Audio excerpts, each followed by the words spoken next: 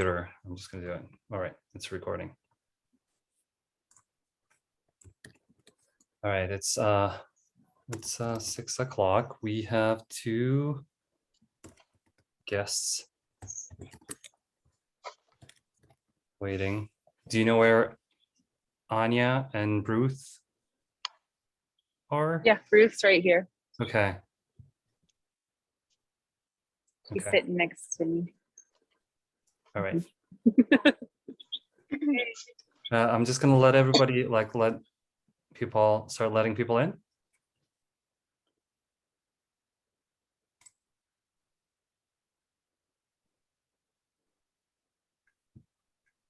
We got some walker guys.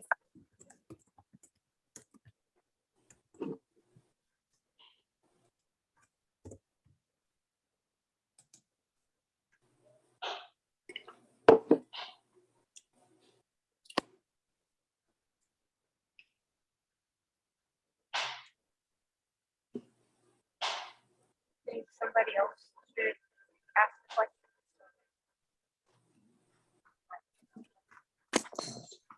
Yeah, I think. Yeah, I think he might. Mhm.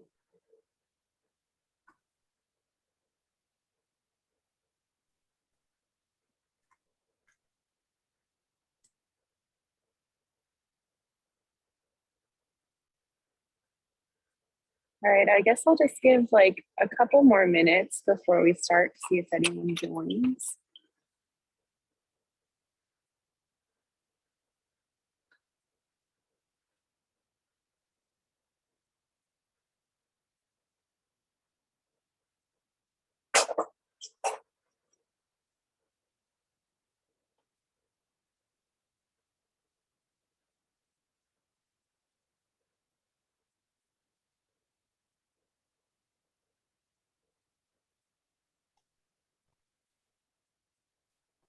Angelica, how many folks are with you at the Pantherium? Is that where you are? That is where I am. Okay, There's 4 people here. okay, cool. Yeah. Thanks.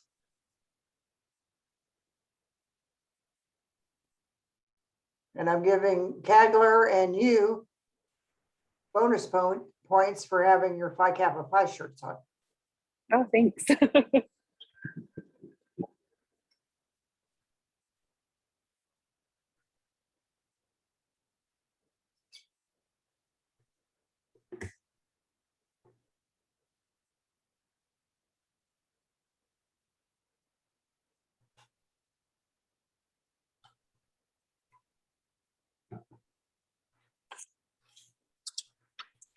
All right, I'll just wait one more minute.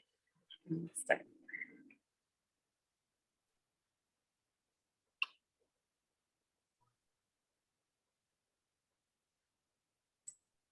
Can you see my screen?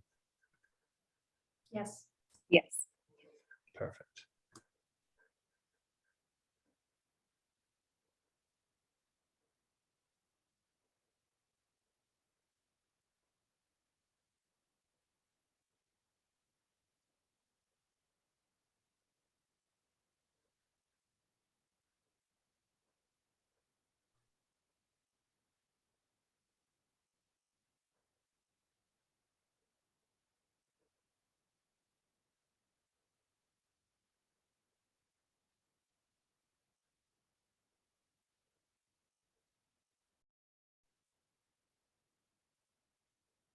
All right, I'll go ahead and get started. It's approaching 6:05. Hello, everybody. My name is Angelica Zamora Duran. I am the co-student vice president of the Florida Tech chapter of Phi Kappa Phi, the nation's oldest interdisciplinary honor society. I'm joined by Ruth Nichols, and we're also joined by Kaglar Erdogan, who is joining us from home. And we are excited here to have this this meeting for you all. We're joined by some excellent speakers, and We are also co-hosting with the Climate Reality Project, and that is led at the Florida Tech chapter is led by Anya Johnson. The Climate Reality Project's mission is to recruit, train, and mobilize people to become powerful activists, providing them with the skills and resources to push for aggressive climate action and policies that accelerate a just transition to clean energy. Our three speakers today are all involved with climate reality, and I will give a short introduction to each of them. Dr. Heike Nager is a Senior Manager of Environmental Services and Sustainability Lead at Ryder Systems Incorporated. In addition to serving as a volunteer for the Climate Reality Project, she serves as an environmental advisory board member for the City of Pembroke Pines, as well as the South Florida Audubon Society. Hello, Dr. Heike Nager. Hello, everyone. Next, we have Laura Betts. She founded the Climate Reality Project Central Florida chapter and has mentored over 200 climate reality leaders and 60 climate reality mentors. In March of 2019, she received the Green Ring Award from former Vice President Al Gore for her exceptional commitment to solving the climate crisis. She's a former Polk County Planning Commissioner and Affordable Housing Committee member, and currently is a member of the Orange County Sustainability Board.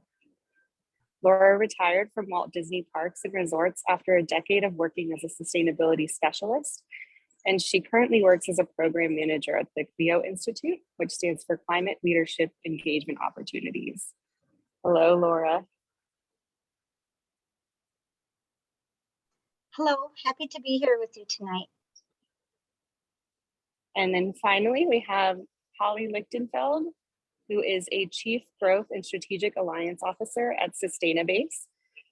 She serves as a sustainability and business executive who works with organizations to mitigate climate change, reduce CO2 emissions, and build resiliency.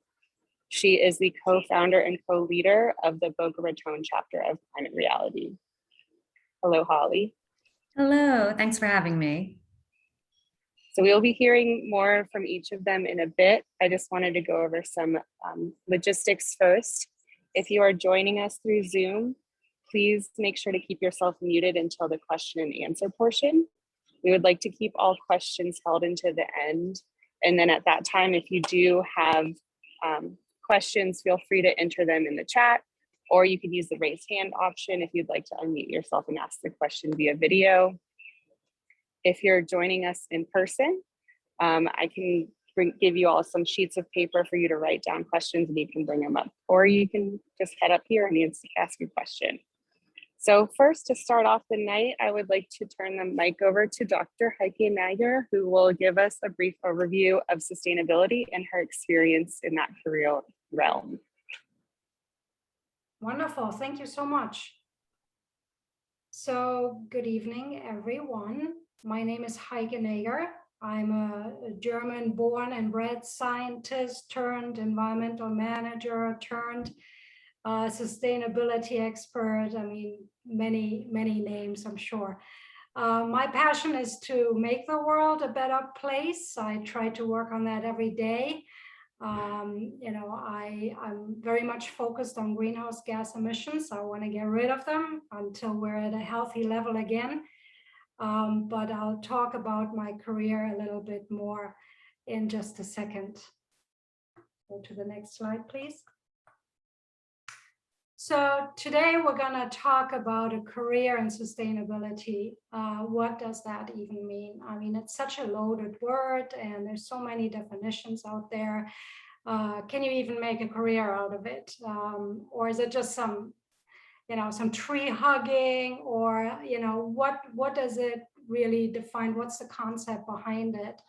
And hopefully through, I'm so happy to be joined here on this panel by these accomplished women leaders. And I hope between the three of us, you get some idea on how we tackle this and what our priorities are, and how we see the world through a sustainability lens. Go to the next slide, please. So let's go to more academic point of view. What is sustainable development? The Brundtland report was, with Gro Harlem Brundtland as the main author, was published in 1987, many, many moons ago. And I think this definition of sustainable development really speaks to me. And I think it really also kicked off some really important events like, the Earth Summit, the Kyoto Protocol, Paris Agreement, and whatnot. And they define sustainable development as the development that meets the needs of the present without compromising the ability of future generations to meet their needs. And to me, that just says everything.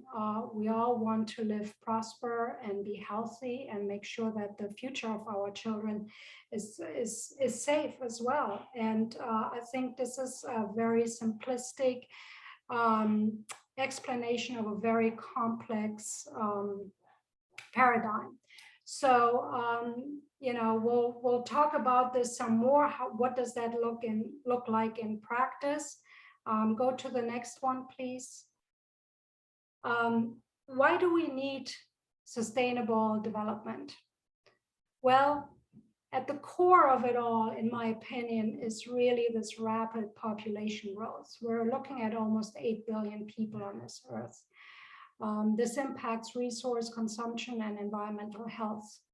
Man-made climate change is really threatening the way we live, the status quo of our life, right? Especially down here in South Florida, where I live, we see it every day.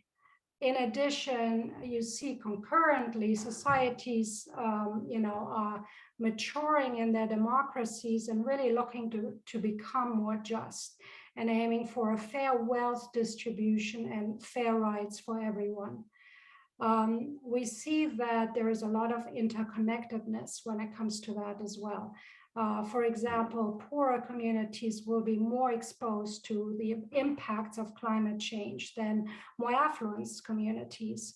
So this interconnectedness is really, at the heart too of sustainable development. We can't just look at it through the lens of, say, greenhouse gas emissions only. There is so much more to consider. We really need to look deep inside ourselves. And while that sounds a little metaphysical maybe, but just think about it. It is really impacting our lives and the way we live.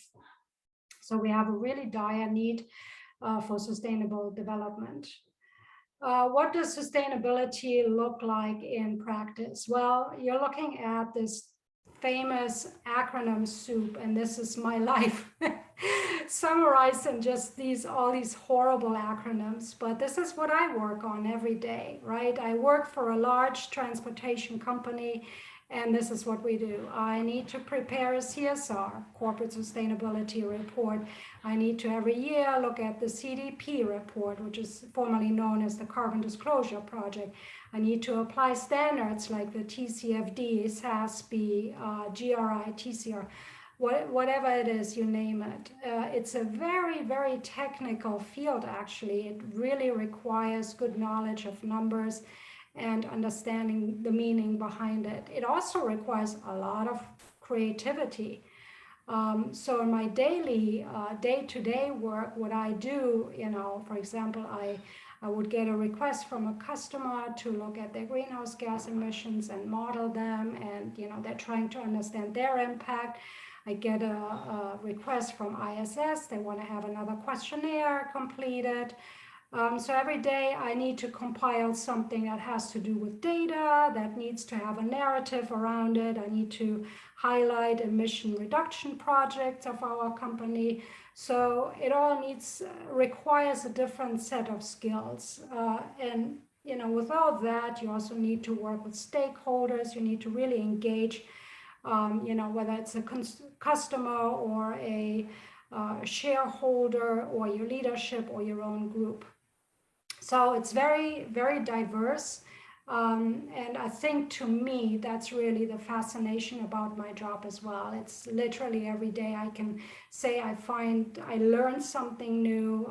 There's a lot of momentum right now, really since last year in the sustainability field. And I think the time is ripe to really, become a full-time sustainability practitioner right now. I think the time has never been better before. We can go to the next slide. So careers in sustainability, it depends what your background is. If you're more on the technical side, certainly, you may be looking more at engineering and data skills. If you're more on the management side, certainly good financial understanding is a good thing. Industry specific knowledge is very much recommended, right? So I love the transportation industry because it hits every sector pretty much, from consumer products to automotive to you name it. It's very diverse, and it's just my cup of tea. You do need to get into the nitty-gritty of things.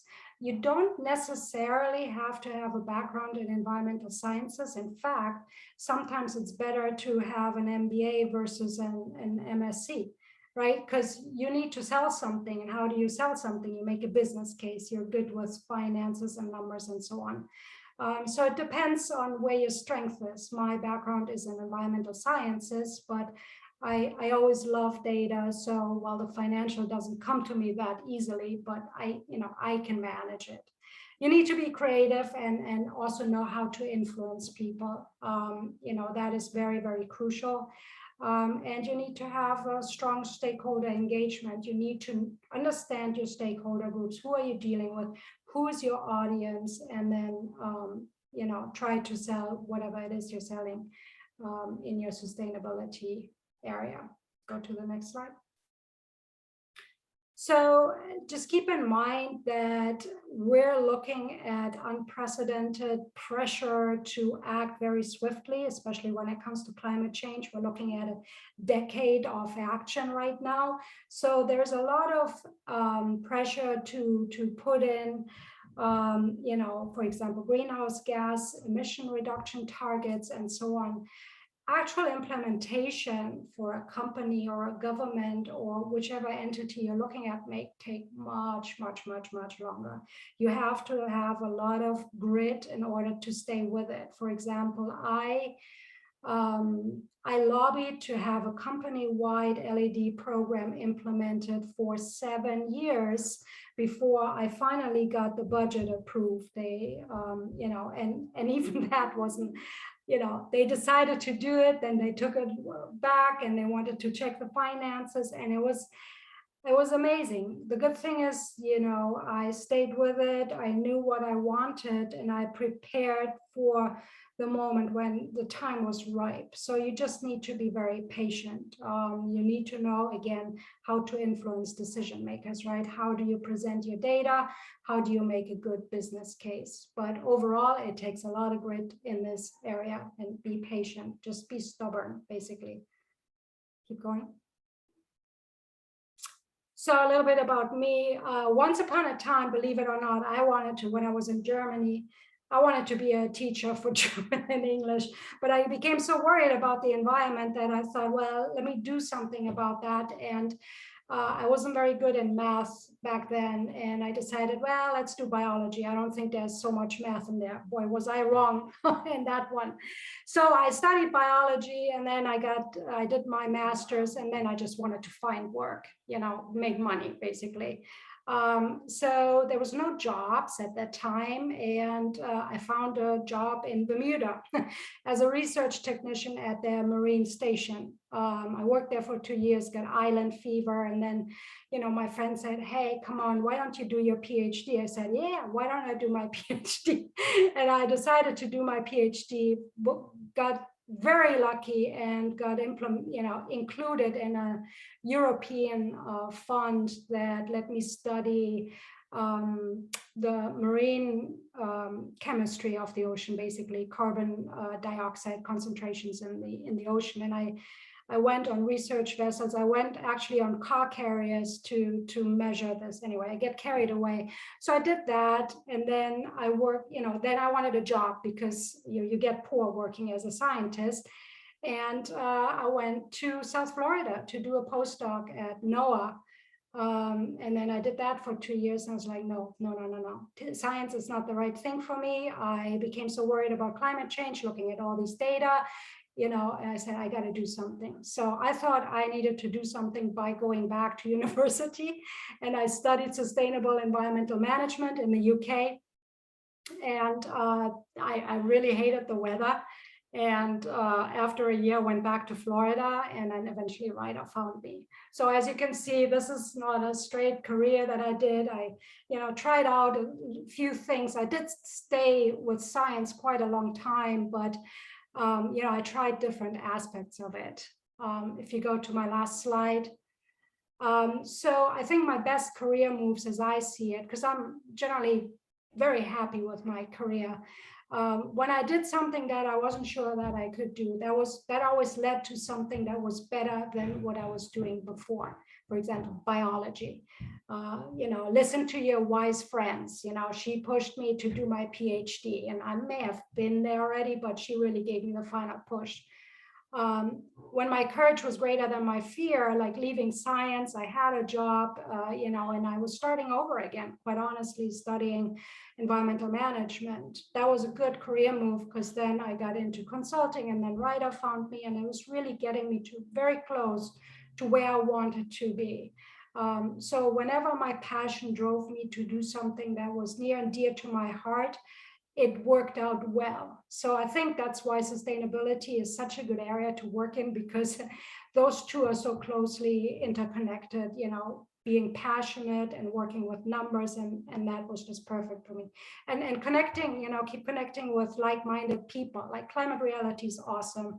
Met so many great people, and I hear so many things that I just couldn't find out by myself. So those would be my recommendations in a nutshell. So basically just keep reaching for the stars and see what comes out of it.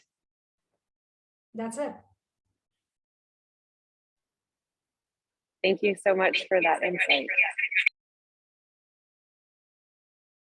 Thank you. If we can turn over to Laura Betts. Okay. Is my slide up? Okay. Can you see it? Yeah. Yes, I can. So I really have to agree about passion being something that drives you, because I think that's what's driven me my entire life. My name is Laura Betts. I'm the program manager for the Clio Institute in Orlando. And if you want to get a hold of me, I have my LinkedIn QR code, and anybody wanting to get a hold of me after this can do so that way. Thank you. And you can.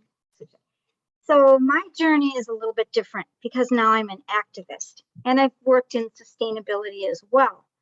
But my journey started a long time ago. As a child, I loved nature, and I was instilled with a deep sense of right and wrong. My parents divorced when I was younger, and I spent a lot of time exploring with my father and nature. And so it just became something I really appreciated. When I was in 6th grade, I learned something about organizing, and I organized a block party for all the kids in my neighborhood, and even went around and tried to fundraise. And I was able to get like 26 Whoppers that we all shared, which was kind of cool for being a young child. I later married. I went to school, and I was a paralegal. I lived in Wisconsin, and what happened was I lived on a very dangerous road, and I started petitioning to have that road closed. And because I presented myself well, was respectful, I eventually was appointed to different boards in the county I lived on to be part of the comprehensive planning at the time. And later I ran for office and became an older person. Well, that was back in the 90s, when there was this, when the housing market fell, and we ended up having to move to Florida. My husband took a different job. And it was about that time that I read Al Gore's book, Earth in Balance. And I realized that I would do everything in my power to help stop the climate. Well, at that time, it wasn't a climate crisis, but stop climate change, because I wanted a future for my children who were young boys. We moved to Florida and I took a job for quality of life at Walt Disney World, Walt Disney Parks and Resorts. And my first position there was a photo pass photographer. And it was really just to get tickets, right? But my passion about the environment came forth, and I volunteered for anything and everything within Disney Walt Disney Parks and Resorts. It had to do with the environment on my own time. I was on this committee and that committee, and I was very, very persistent. And eventually a position came up to be an auditor within the park on their sustainability team. And my leaders wrote, letters of reference, and I was able to get that position. Now, that is not the way people normally get ahead in Disney, because normally if you start out in the park, you're kind of stuck in the park, because it's very, very difficult when you're competing with 300, 400 people for a professional position. I was lucky. And I worked for Walt Disney Parks and Resort, for 10 years, and retired, because that's when I could retire and get lifetime benefits. And at the same time, that is when I started with Climate Reality. Back in 2013, I was trained by Al Gore in Chicago, and I love the organization so much that I've been to numerous trainings. I've mentored numerous times, and I'm now a mentor leader. And in 2019, I was honored by Al Gore, and I received the Green Ring Award, which is the highest honor that you can get from Al Gore. I still to this day feel like there was a mistake, because there's so many people within that organization that are amazing. And I'm just beyond belief that I received that great honor from that organization. I will always love the Climate Reality organization. So moving on, I just want to, I'm mentioning some of my volunteer work here, because being with Climate Reality was a volunteer. It still is a volunteer role. And I've done lots of things in my community that, has allowed me to network. So one of the things that I did was the year before last, I calculated the greenhouse gas emissions and the carbon offsets for the Come Out with Pride Orlando Parade. I'm part of the First 50 Coalition. I'm leading the campaign for the Climate Emergency Declaration for Orange County currently. I am volunteering. I volunteered for the U.S. Green Business Chamber on their global events. So anytime an opportunity came up where I knew that I could learn something from it and really network and,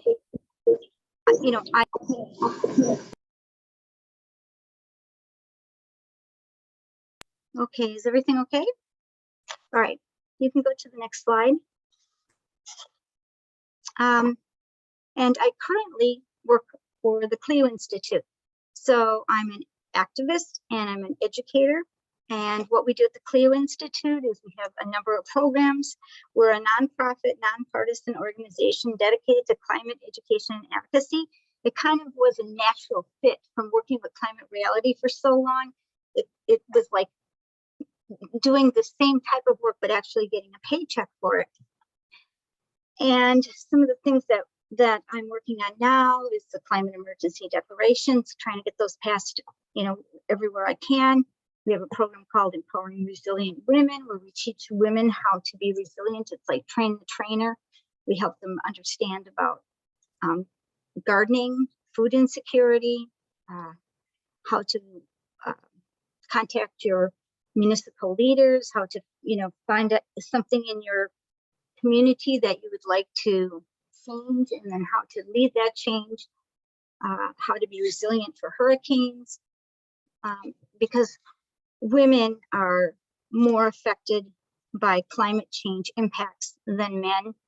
And so that's one of the programs. And then we've been working this past year with the Farm Workers Association regarding heat stress in the outdoors. We've had numerous webinars, and it goes on.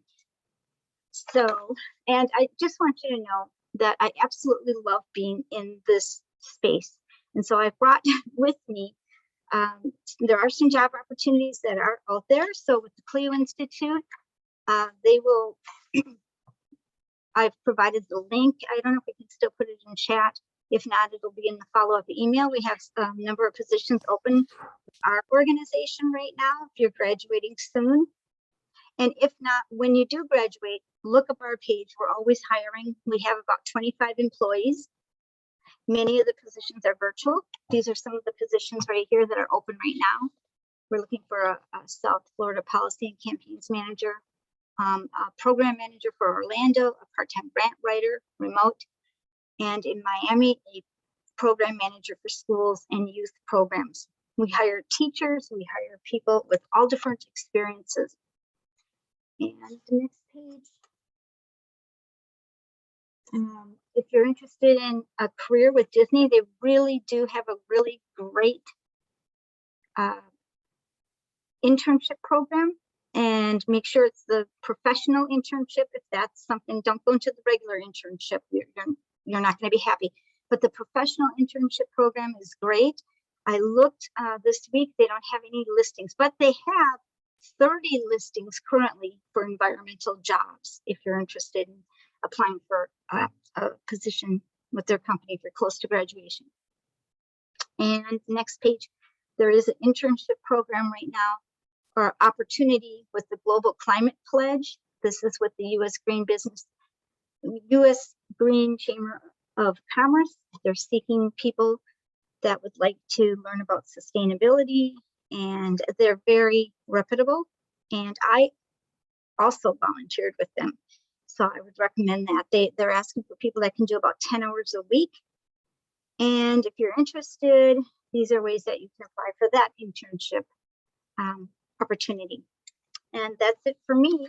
I would be happy to answer any questions that you have later. Thank you.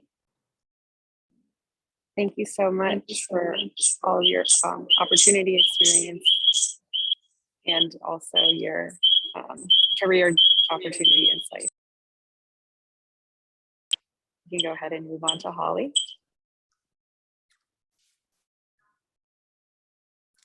Hello, everyone. This has been great. I think that you're going to get a really nice range. The organizers did such a good job having us all have different stories. So I'm hoping that what I share will give you each additional things that you can apply to your own situation. So you'll see a lot of my interest in being sustainability, and why I've done it for decades is because working with purpose and intentionality is really important to me. And if you start off with the first slide. So as was shared earlier, so I am a sustainability executive. So I've always worked on sort of the business side of it. I'm also an entrepreneur. I've been involved in multiple startups that are involved in renewable energy, sustainable chemistry, and now greenhouse gas inventory software. That's what we do at Sustainabase, is we go in and we track all of the things that companies and governments need to understand their carbon, waste, water, packaging, whatever's relevant to them footprint. And it's a really needed developing area because this data is all over the place, and it's very hard for organizations to get their hands around, and they can't act on it if they don't understand it.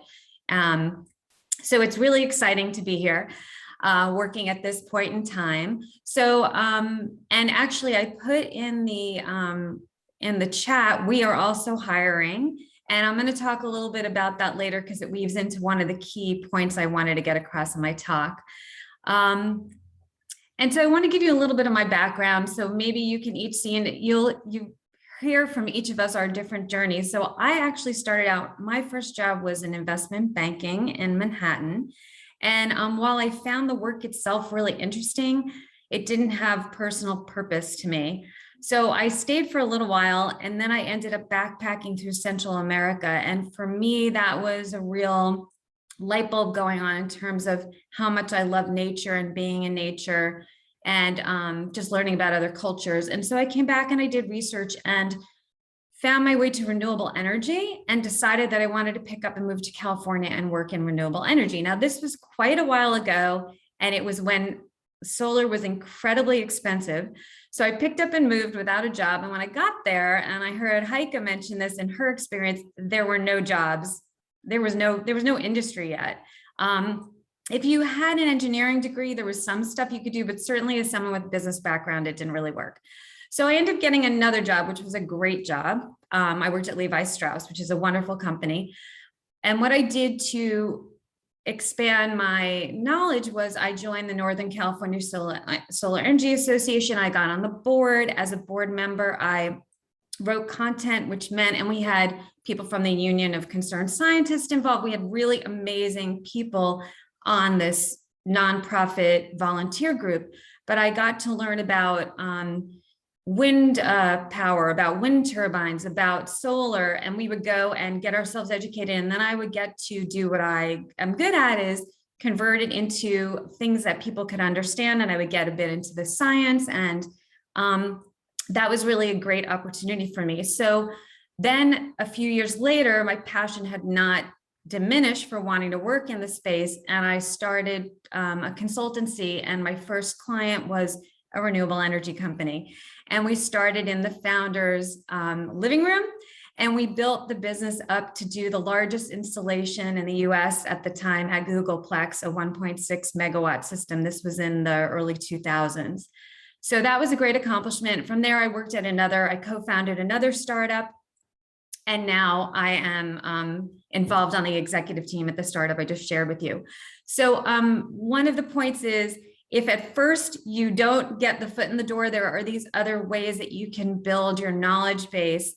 Mine, I think, was different from Heike in that I didn't go back and get, I have the business degree and I didn't go back and get the science degree, but I'll share with you, I've done a lot of things to sort of increase my knowledge. I have the LEED Green Associate certification. And so there's been other things I've done. I actually always, you may see me down the road go back for a master's. I have it in the back of my mind. I've always wanted to do that, but it's not something you necessarily have to do. Sometimes you can fill the space with really pointed, directed things that are really going to resonate with the folks that you're going to work with. So if you switch to my next slide. So I've really lived at this intersection of business sustainability and either science and or data. And to me, that's a really exciting place to live. I love all of these. And the key is to move our governments in this direction, and it's to move businesses in this direction. And so I think all of us working in this space look to see what impact we're having. And by focusing on those types of things, we can really move chunks of people forward. And to me, that's a lot of purpose. You see the end goal, you see how we could have a better life. We can have cleaner air, cleaner water, lower greenhouse gas emissions. We can, bring people along and not have people in more vulnerable areas suffer more because of this. We just really have to get more people. And that's what's great about this event, is we need all the great, bright minds working on this. And so if you go to the next slide, to me, there's such a great point in time now, and there's so many gateways and doors into doing this work. So whereas Heike and I had this experience where there weren't many jobs, there is a moment in time now where the momentum is finally happening. And for example, the jobs we have posted at Sustainabase two are in the programming area, and one is in sales.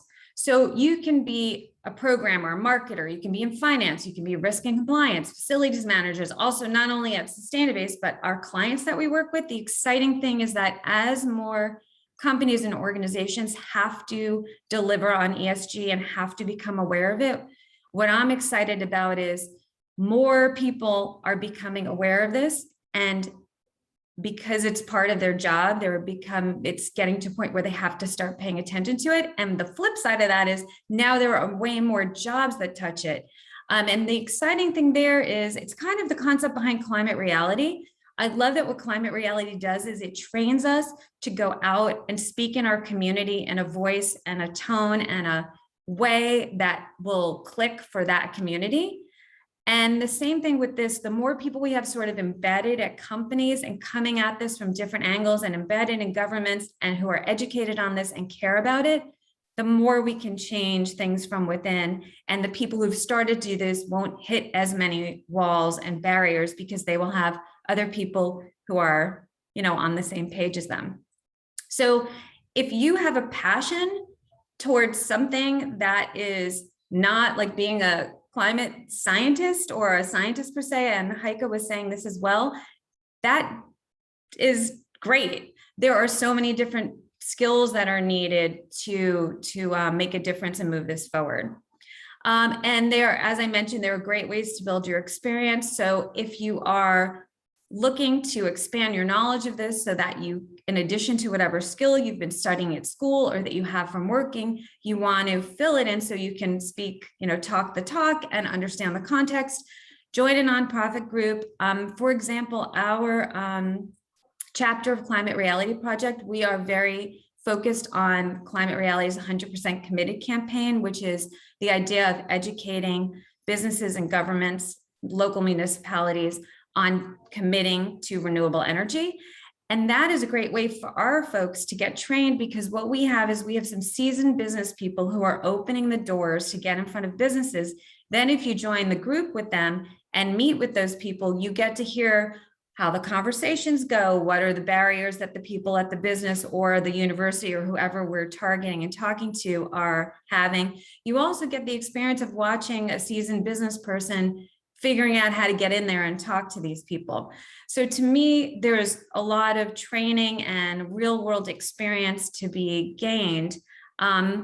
We also at our Climate Reality chapter really focus on coalitions with other nonprofits. So if people come in and they're passionate about something else and it's not something we focus in and it's not something that our group is passionate enough to get momentum about, we will help connect you with other groups. So there's all these great ways to meet other people working in the space and find the thing you're passionate about, because that's what this is all about, and then put yourself in there to learn more about it. One last note that I think is really important is credentials. So picking what credential you are interested in, making sure many of the folks who are listening to this have already been going to school, might be recent graduates. And I talked to some people who are just like stacking their credentials up, and each of these take time and energy. So for example, in my case, going for the lead green associate was a very good choice for me. I loved the subject matter. If you don't work in it every day, which I wasn't when I first started doing it, it's a lot of work. So I spoke to another woman who dragged herself through it and realized she is not interested in the built environment. That is not what she's passionate about. She actually is working in a whole other place. She's working in the hospitality industry. So she needed then different credentials. So that's one thing, is make sure the one you're getting into is the right fit for you before you put the time, energy, and money into it. And the best way to do that is to go out and find people on LinkedIn. You can find people who have the credential and call up and talk to them. I actually did that with another credential I was interested in and realized through that process that that was not going to be a good fit for me. I reached out to 3 or 4 people and got different perspectives on it. So I guess just, be good with your time and don't feel like you have to be credentialed, up to there, and make sure you choose ones that you're both going to enjoy and that are going to be meaningful for you. And wishing you all much success in your journey. Thank you. Thanks, Holly. And thanks, Laura and Heike. Those were like great tips and great presentations. So now it's time for questions. So do you have questions for our speakers? You can raise your hand, unmute yourself, or you can just type your question in the chat. And I can ask it. So when we organize, all right, go ahead, Michael. Okay, I'm unmuted. You can hear me? Yes. Okay. I had a disaster. My iPad went out and I switched to my phone. But I have a question for the panelists. I want to ask you your perspective on where we have made progress and where we are really lacking.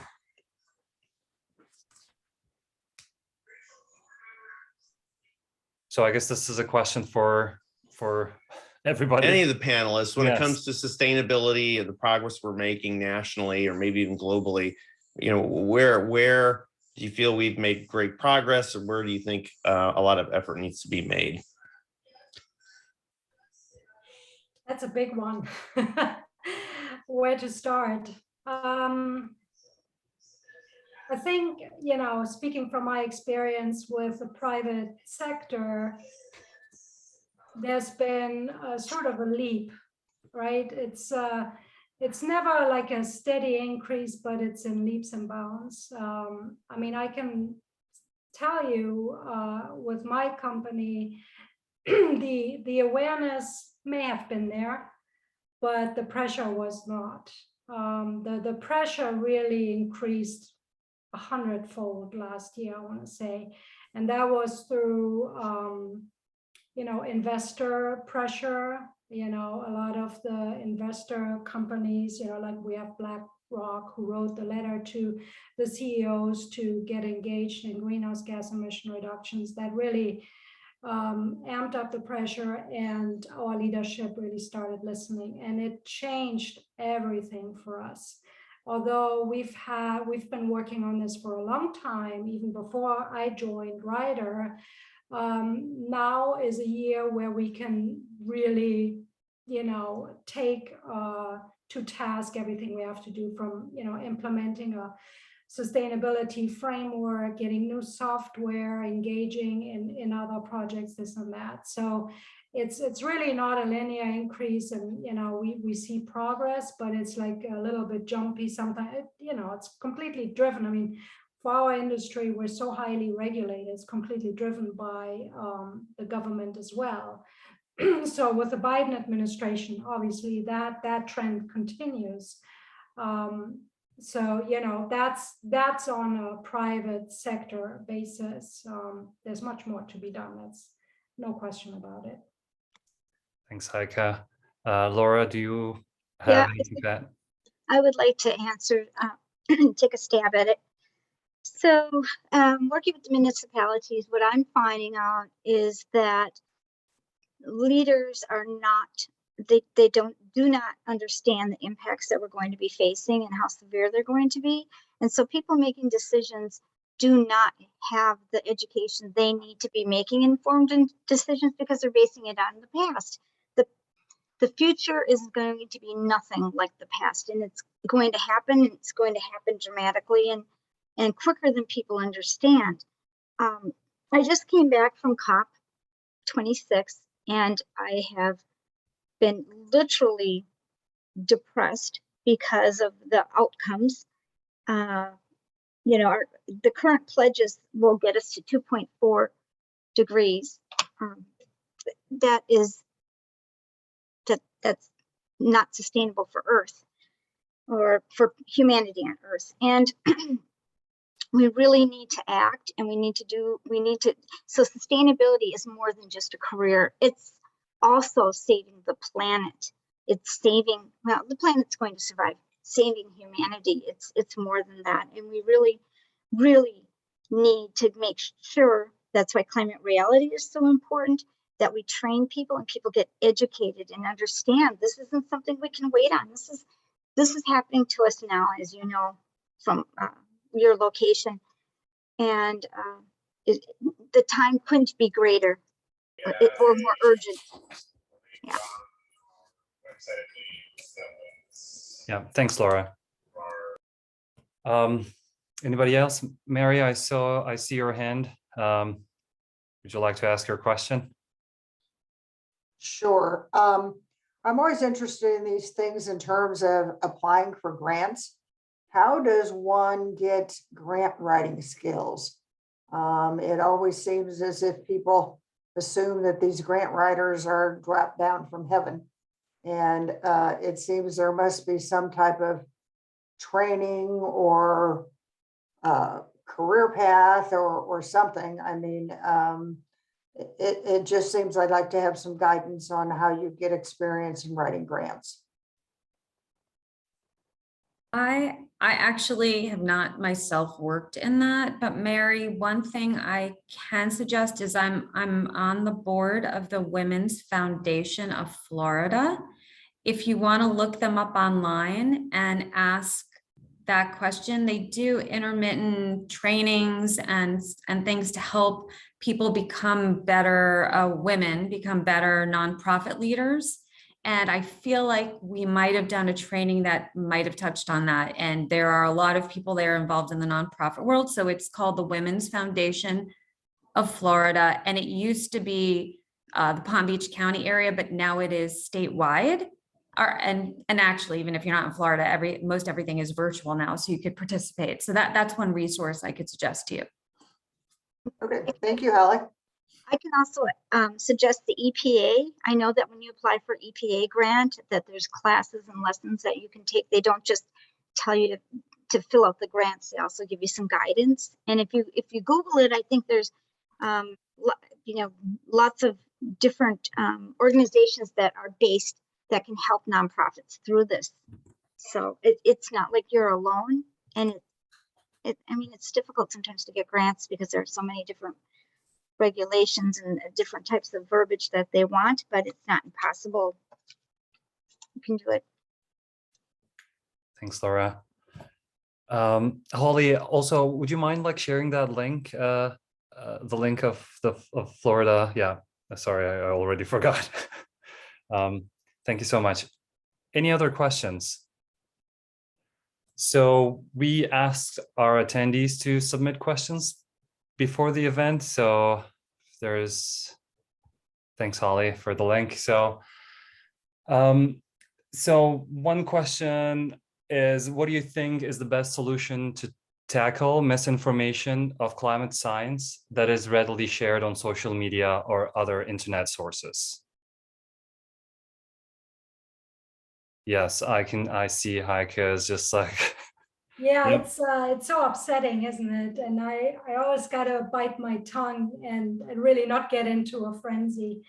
It's funny that this question comes up because right now I'm reading this absolutely fantastic book by Catherine Hayhoe it's called Saving Us, on climate change communication. Basically, how do you communicate with people who are just so full of vitriol sometimes? And she makes a good point, right? It's probably just a small minority, albeit they are the loudest, that screams out these falsehoods. And those are not the people you necessarily want to engage with.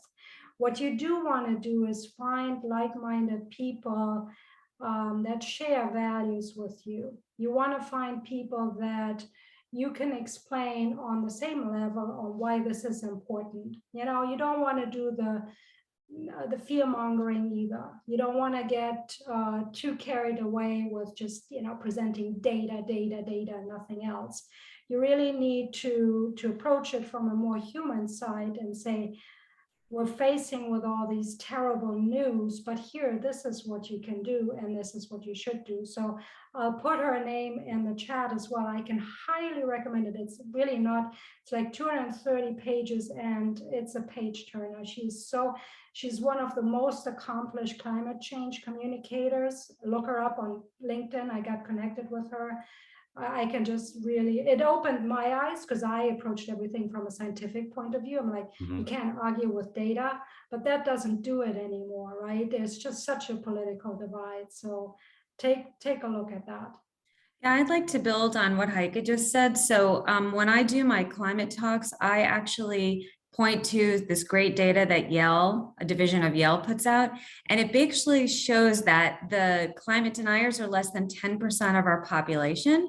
The thing is that they're super loud, and some of them are in very powerful positions. And the way that I look at it is they're a huge distraction because it's very emotional and it just distracts you. And so especially like in business and marketing, what you do is you look where there's ability to push and help people. So exactly the point that Heike made is the bigger percentage, it's like 60 or 70% are either engaged, alarmed, or concerned. But a lot of those people don't know what to do. So we will be much more productive if we work with those people and give them actions to take. How do you move policy forward? How do you work in a job, like I was saying before, that's going to have an impact? We really should be looking at those kinds of things. And so if we focus on exactly the like-minded people, the people who want to do something but are maybe paralyzed or don't know what to do, we will have much more success. And you're not going to convince everybody anyway, and just don't let them distract us. And, if anything, work with efforts to not get those people in positions of power, like getting elected. Mm-hmm. Yeah, you're right. Thank you. Can I add to something? Absolutely. I think it's really, really important also that people run for office, that we also, that if you're out there and you care about this, we need young people to step up to the plate and also run for office. People that care and know what's happening. Mm-hmm. Yeah, thanks, Laura. We have a question in the chat. William Johnson asked, how has that 10% number changed recently? I don't know how, like he meant, I guess, like, is it like increasing, like, or decreasing? I really think, I don't know this, and this is my gut feeling. I really think that number is pretty steady, because it's like Holly said, the vast majority, they are open to a healthy discussion and they are concerned. So, I don't think that number of those loudest people necessarily will increase. No, it's actually decreasing over time. The data shows that, because if you think about it, as more people get impacted by severe, unfortunately, events, every time that happens and there's proof that this is not, that, actual proof, it's not just coming, but it's here, you see the numbers shift. And they ask some questions, I think, about how, if you've been impacted, how likely you think you will be impacted. And so the shift is, I think the number, years ago was maybe 15%, and now it's 9% or something like that. And you see people moving on the continuum toward alarmed because it's personally getting impacted. That was my I wasn't sure what it was. So 5 years ago, it was a political divide. A year ago, it really wasn't that. You just had some extreme people still stuck there. So I was wondering if it wasn't just extreme people just saying no. Obviously, it was people that were convincible, easily convincible. Thank you. Thanks, William. All right, so it's almost 7 o'clock. I have a couple more questions, like if you don't mind answering those as well. So I know that we talked about, like, before the event, we talked about volunteering. So how important is volunteering in this area? I would say it's very important, because the more we're engaged and the more we meet like-minded people and the more of us that are engaged, we will move things. Like, there is a specific example. So our group wrote letters because there was a zero, the body that sets the kind of goals for energy efficiency in the state of Florida was looking to have a zero efficiency goal. And so we all wrote letters about that. And it's stayed, that discussion, at least it didn't move forward at the time and get approved. Actually, I have to go back and see where that's at. But you can also, it's also good feedback to get involved in something that you start to feel like something positive is happening. So volunteering and having some wins is really good for the soul, and it keeps you motivated. Meeting like-minded people does that. And then the third thing is, like I said, you may, if you want to work in this, meet people. We have so many professionals in our climate reality group that work in different aspects of this, that you can get networked and get connected. So So many good reasons. Oh, and do things that get you in the outdoors so that you're rejuvenated and you know, you get that. Do beach cleanups, go out with people and do mangrove restoration, things that are really good for your soul and for the world. And I think Laura was going to say something. Well, no, I agree with you 100%. And about the energy efficiency thing, that's a big, big issue in Florida, and we're on top of that as well. So, and there's a question here about the spectrum of allies. I think, you know, to me, it's about moving people along because, you know, they don't really, you know, just continue education, continue to build coalitions. The stronger the coalitions are, we're partnering with the Hispanic Federation and Puerto Latinx and all the boots on the ground organizations, and they're you know, spreading the message within their neighborhoods, and we're making a difference. We really, really are, because we're talking, you know, to our municipal leaders, and volunteering is very important, and you get that experience. So I would highly recommend it. Yeah, I can only attest to that. Mind you, in Germany, we don't have the strong volunteering culture. So this very, very new to me when I moved here. And I mean, I had the most fabulous experiences, met lifelong friends, and just exposed me to new aspects, you know, not necessarily just only in the climate change realm, but it just helped me a lot to make connections.